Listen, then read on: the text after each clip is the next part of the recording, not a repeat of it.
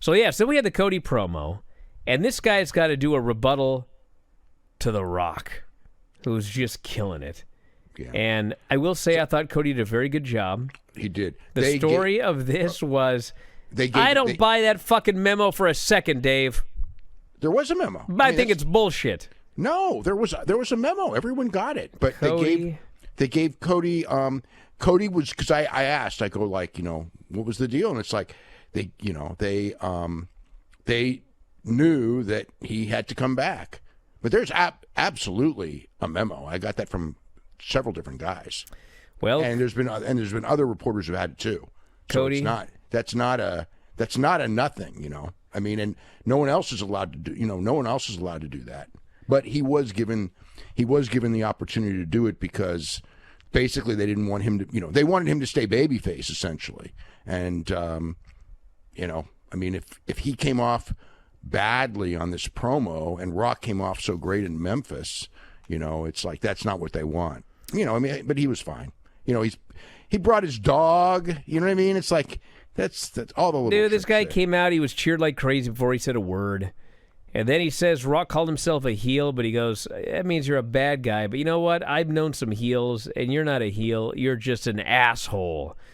And he says, "I know there's no crying in wrestling, but didn't you cry to the board? Didn't you cry about this match getting changed?" And he says, "Did he?" Well, I mean, I don't think he really did. He said behind the scenes.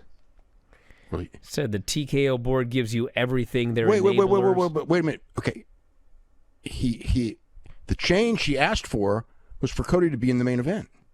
I mean, it's like if it wasn't for that, you know what I mean? It's like his crying to the board was putting Cody in the main event. We're telling the story here. Okay, I'm telling the story. He said, "You're a lot of things, but what you are is a terrible salesman, a whiny bitch," he says. And then he goes, "I know you've been convinced otherwise, but don't think for 2 seconds the locker room needs you more than you need them. And I know your mother," he says. "And here's what I'm going to say about her." And I thought, my God, he's going to say that she's like a great woman, but she was a terrible promoter and doesn't deserve to be in the Hall of Fame. But he did not say that. That's his grandmother. Oh, his grandmother. Yes. Yeah, well, his mother was never a promoter. Well, one way or the other. Except in Young Rock. That's right, in Young Rock. They created a storyline that they ran opposition to the grandmother, even though that never happened. But he said, "Here's what I'm going to say about your mother." Well, she's wonderful. Yeah. I respect her. But you know what? My mother, she's not going to be intimidated by your stupid belt. Yeah, he claims that his mother knocked out a undercover cop at a Willie Nelson concert. Well, maybe. That's what he said. Yeah. Well, Dwayne's mom's actually super nice. And then he said, "You've been in the ring. You haven't been in the ring in years. April 6th, the bell is going to ring. Are you going to have big Dwayne energy, or are you going to have little dick syndrome?" Mm-hmm. He said that you call yourself the final boss. They got the fans to chant LDS. Actually, they chanted "little dick syndrome" is what they chanted.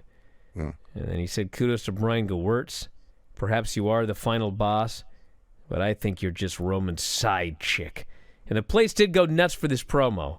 Yeah. So he did a hell of a job. And then Paul comes out.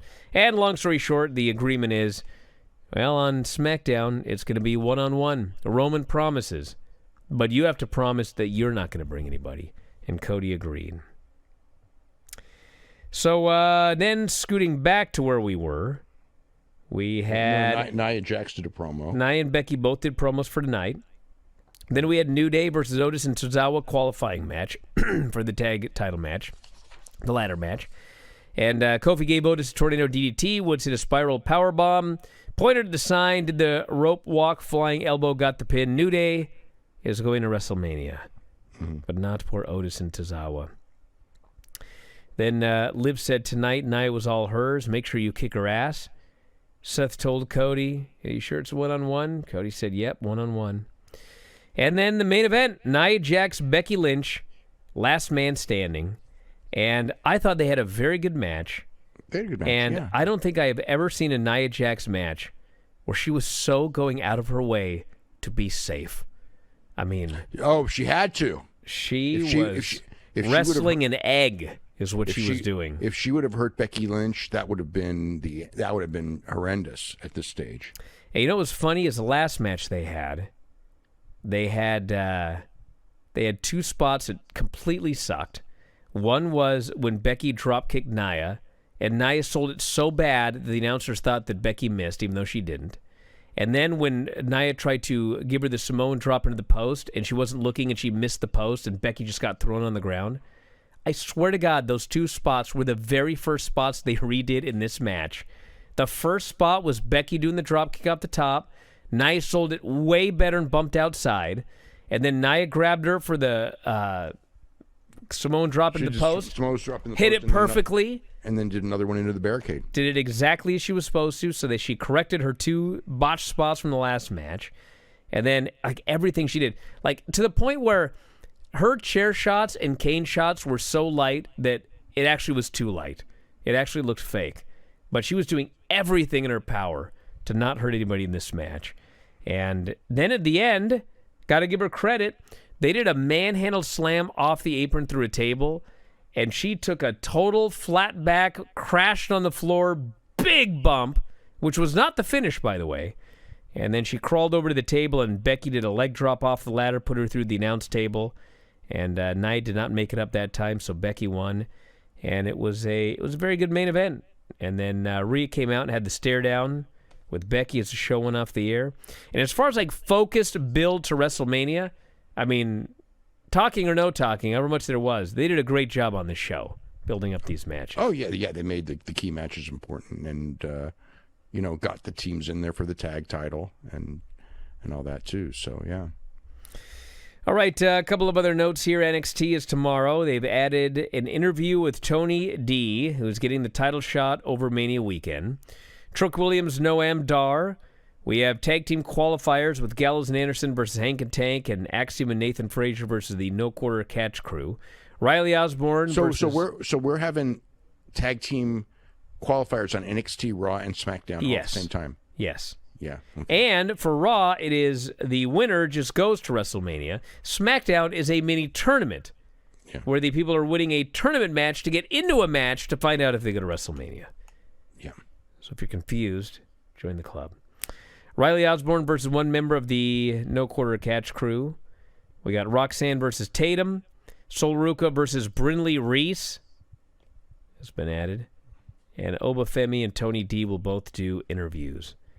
And then for the Toronto Dynamite on Wednesday, Christian versus Adam Copeland TNT title, Eddie Kingston versus Okada for the Continental title, Deonna and Thunder Rosa versus Tony and Mariah May, Jericho versus Hook, and there will be an appearance from Mercedes Moné. So that's the lineup for the show. I don't think they added anything today. I didn't hear anything. So there you go. Hey, if you love this clip, have I got a deal for you? WrestlingObserver.com. Do you have a commute? Do you work out at the gym? Do you like listening to audio on your headphones or your earbuds or whatever the kids use today? Well, WrestlingObserver.com will give you all the audio you'll ever need in your life. Over 15,000 audio shows. Every audio show that we have ever done, dating back to 2005, is available for subscribers at WrestlingObserver.com. Every time a new show comes out, you can podcast it directly to your phone. If you have a commute, as noted, if you go to the gym, if you like to lift weights and listen to Granny review soap operas, well, WrestlingObserver.com gets you full access to all of these shows and all of these archives. You can go back and listen to TNA reviews from 2010. You can go back and listen to reviews of every WWE pay-per-view, every big story that's ever happened in wrestling. You can get access to that at WrestlingObserver.com. Plus, full access to the Wrestling Observer newsletter every week. 40,000 words of news and information in pro wrestling. Why get all your scoops off Reddit, which aren't even accurate most of the time? Go right to the source, the Wrestling Observer newsletter. You also get Observer archives dating back to 1990. So check it out today. Thousands of issues of the Wrestling Observer newsletter. Tens of thousands of hours of audio. All for $12.99 per month or as low as $9.99 if you sign up for a year. You'll never run out of audio if you subscribe to WrestlingObserver.com. So head up there, check it out today, and I'll talk to you again after a while.